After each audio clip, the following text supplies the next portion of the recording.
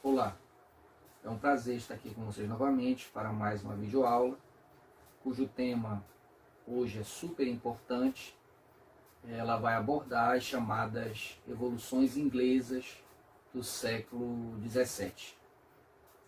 Por revoluções inglesas, é importante destacar, nós temos dois importantes acontecimentos, um deflagrado após uma sangrenta guerra civil em 1649, que é conhecido como Revolução Puritana, e o segundo,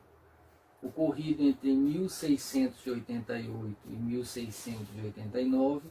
que ficou conhecido como Revolução Gloriosa. Contudo,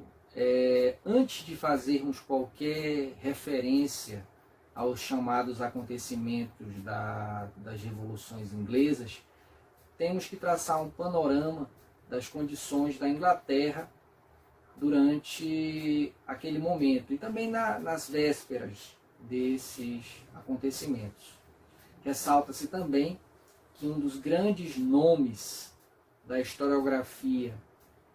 com referência a pesquisas que fazem menção às revoluções inglesas, temos o historiador Christopher Hill, que abordou obras importantíssimas como as revoluções inglesas de 1640, e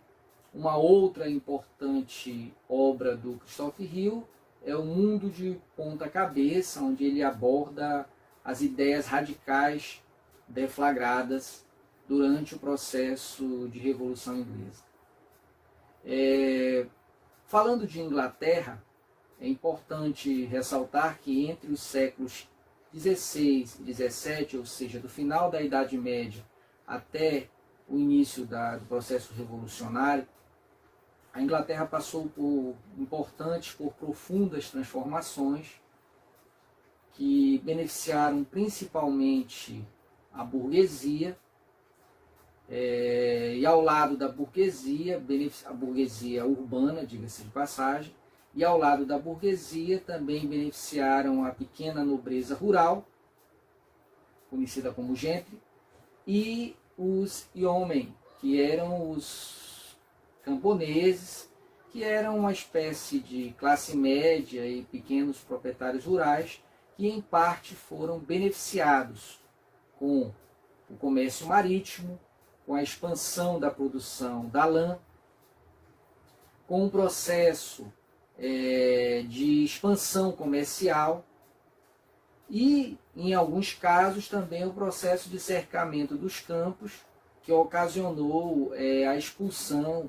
de milhares de camponeses que viviam em condição de servidão em várias áreas rurais da Inglaterra.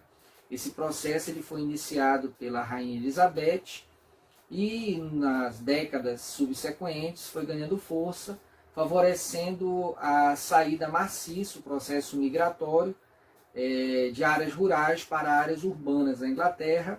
ocasionando o crescimento de várias cidades inglesas. O processo de cercamento dos campos teve consequências profundas. É evidente que para as populações camponesas, para as populações mais pobres, que não possuíam terras, que não possuíam propriedades, todas essas mudanças, em grande parte, ocasionaram o aprofundamento das condições de miséria, de exclusão, ou seja, o progresso da Inglaterra, entre aspas, ele não foi direcionado a todos. Ele beneficiou apenas alguns grupos e trouxe alguns problemas para outros grupos que tinham poder, que tinham certo domínio na Inglaterra, a exemplo da nobreza rural tradicional, né, da alta nobreza, que teve alguns dos seus interesses contrariados a partir do momento que ocorre essa expansão comercial em solo britânico. Diga-se de passagem também que, ao lado da expansão da produção da lã,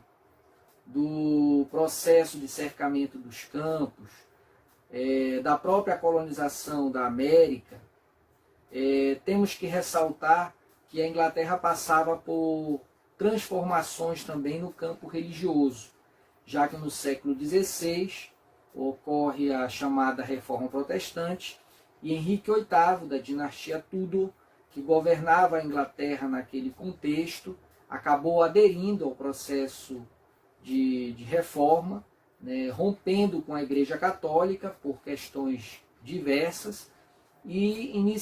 fundando, no caso em solo britânico, a Igreja Anglicana, na qual ele passava a ser a principal liderança. Ao lado da Igreja Anglicana, passaram a existir também a Igreja Presbiteriana e também a Calvinista. A presbiteriana foi, digamos assim, teve grande aceitação entre a burguesia, a pequena burguesia, e a calvinista teve uma aceitação maior entre as populações mais pobres, e que no caso da Inglaterra, os calvinistas passaram a ser chamados de puritanos. Por que puritanos? Porque eles não aceitavam algumas características, algumas peculiaridades da igreja anglicana, principalmente no que diz respeito a questões de hierarquia, a questões de rituais, que não eram muito bem aceitas pelos calvinistas na Inglaterra. Daí o nome puritanos, que eles vão passar a ser chamados por eles desejarem, digamos assim, purificar, modificar a igreja anglicana na Inglaterra. Ressalte-se também, ao lado desses pontos, que ao longo do século XVI, quando a Inglaterra passava por todas essas transformações, a dinastia que governava a Inglaterra era a dinastia Tudor, com destaque para o Henrique VIII, que eu já falei agora há pouco, e para a Rainha Elizabeth, que foram responsáveis, em grande parte, por essas mudanças, por essas transformações que a Inglaterra passou a ter naquele contexto, naquele período.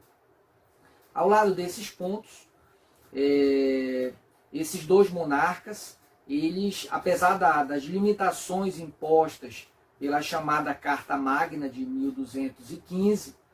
que restringia, digamos assim, o poder real na Inglaterra, tanto Henrique VIII quanto Elizabeth podem ser considerados como grandes exemplos do absolutismo na Inglaterra, já que eles governaram, mesmo com essas limitações, governaram com certo prestígio, com certo poder, diferentemente de outros monarcas, tanto anteriores quanto posteriores. Ocorre que a Rainha Elizabeth ela morre em 1603, ela não deixa herdeiros, ela não deixa filhos legítimos, e quem assume o trono, devido à ausência, à vacância de um monarca, de um herdeiro, quem assume o trono é o primo dela, Jaime da Escócia, Jaime Stuart. Ou seja, inicia-se a partir de 1603 uma outra dinastia na Inglaterra, a dinastia Stuart, e é durante o governo dessa nova dinastia que vão ocorrer os acontecimentos responsáveis por deflagrarem a chamada Revolução ou as Revoluções Inglesas. Jaime Stuart assume o trono com o título de Jaime I. Ele passa a governar tanto a Inglaterra quanto a Escócia, e o governo de Jaime Stuart é extremamente problemático, é conflituoso, ele se envolve em problemas com o parlamento constantes, principalmente no que diz respeito à questão dos impostos, com relação ao parlamento britânico. Nessa conjuntura, o parlamento ele era dividido em duas câmaras, é bom destacar isso: a Câmara dos Lordes, da qual faziam parte os integrantes da alta nobreza, e a Câmara dos Comuns, da qual faziam parte os integrantes da pequena nobreza, da classe média. Ou seja, havia essa diferença, esses dois grupos dentro do parlamento britânico. Mesmo com todos os problemas, Jaime I conseguiu terminar o seu governo, ele falece em 1625, e quem assume o trono no lugar dele é o filho Carlos I. Carlos I assume o seu governo, né, passa a ser o rei da Inglaterra, a partir de vários atritos com o parlamento, como havia ocorrido com o pai, só que a situação dele acaba se agravando, porque ele se envolve em vários conflitos externos, a exemplo do que aconteceu com um conflito contra a Espanha, na qual a Inglaterra foi derrotada, a marinha inglesa foi derrotada em Cádiz, e também sofreu derrotas contra a França, ou seja, militarmente Carlos I foi um fracasso. A Inglaterra entrou numa certa crise econômica, ele tentou aumentar os impostos sobre o parlamento, né, sobre a população inglesa, né, pediu autorização ao parlamento para aumentar impostos, mas o parlamento negou essa medida, essa tentativa,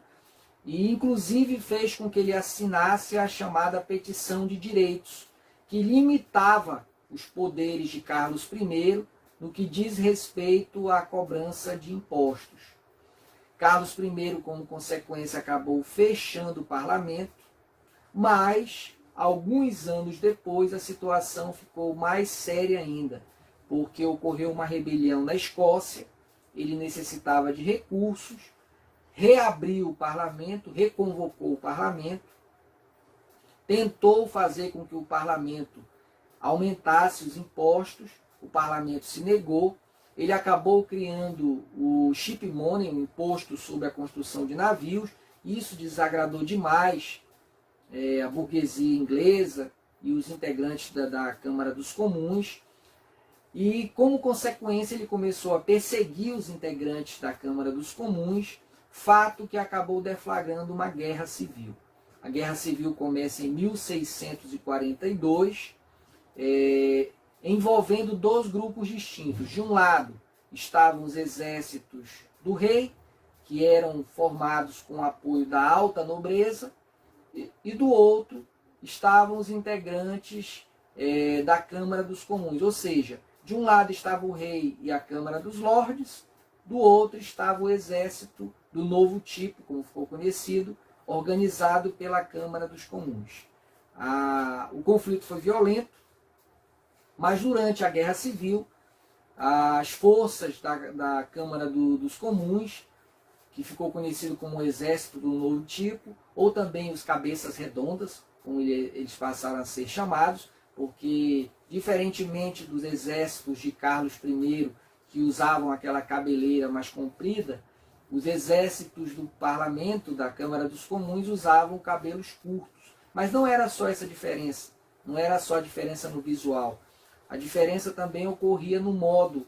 de lutar e também na questão do mérito, né? O líder dos exércitos do parlamento, que passou a ser o líder puritano e também político Oliver Cromwell, ele estabeleceu um novo método de luta, né? Um novo método de organização do exército, escolhendo seus principais líderes através do mérito e não através da questão da origem familiar ou do poder econômico. E isso foi fazendo com que o exército do parlamento fosse obtendo vitórias sobre as tropas de Carlos I, deflagrando a derrota dos exércitos do rei na Guerra Civil em 1645. Após essa derrota, Carlos I foi aprisionado, acabou sendo julgado e condenado à morte por traição em 1649, quando foi decapitado no patíbulo. Após a morte de Carlos I, foi decretada a República na Inglaterra, uma república que durou pouco tempo, aproximadamente uma década, e foi durante a República que assumiu o poder Oliver Cromwell, que passou a governar literalmente como uma espécie de ditador. Oliver Cromwell instituiu os atos de navegação em 1651. Através desses atos de navegação, a Inglaterra passou a ter hegemonia no mar, nos mares. Por quê? Porque através desses atos, o transporte de produtos ingleses só poderia ser realizado por navios com bandeira inglesa e com maioria de tripulação britânica. Ou seja, através dos atos de navegação, Oliver Cromwell praticamente obrigava ao fortalecimento da marinha britânica, coisa que desagradou principalmente os holandeses, que tinham companhias de navegação poderosas, como a Companhia das Índias Ocidentais e a Companhia das Índias Orientais. Isso ocasionou uma guerra entre Holanda e Inglaterra. Os ingleses venceram e passaram a ter hegemonia quase que completa nos mares a partir deste momento. Com a morte de Oliver Cromwell, o filho dele ainda tentou dar continuidade ao governo, mas não teve pulso, ficou poucos meses no poder, e a monarquia foi restaurada. A monarquia dos Stuart, a dinastia dos Stuart, foi restaurada em 1661. A partir da restauração da dinastia, quem assume o poder é Carlos II. Carlos II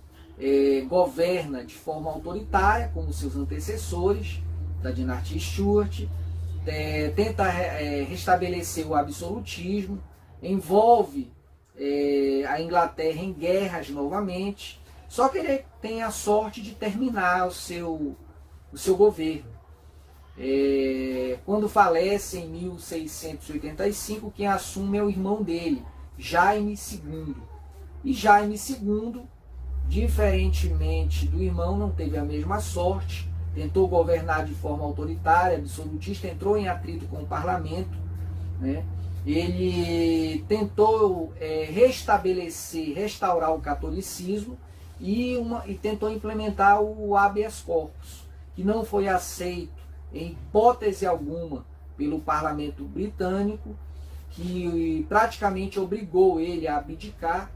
Ele, temendo a sua condenação e a sua execução, acabou se refugiando na França, e o parlamento convocou Guilherme de Orange, que era casado com a filha dele, do monarca, para assumir o trono da Inglaterra, mas com a condição de que iria vigorar uma espécie de monarquia parlamentar, ou seja, Guilherme de Orange era o rei, mas quem mandava de fato, quem tomava as decisões mais importantes, era o parlamento. A partir daí, a Inglaterra passou a ser regida através desse sistema de monarquia parlamentar, praticamente até os dias atuais, e quem tomou as rédeas, quem passou a assumir a Inglaterra, o poder na Inglaterra de fato, foi a classe burguesa. Meus queridos alunos, a nossa aula se encerra aqui, e na próxima nós daremos continuidade a esses assuntos importantes. Muito obrigado.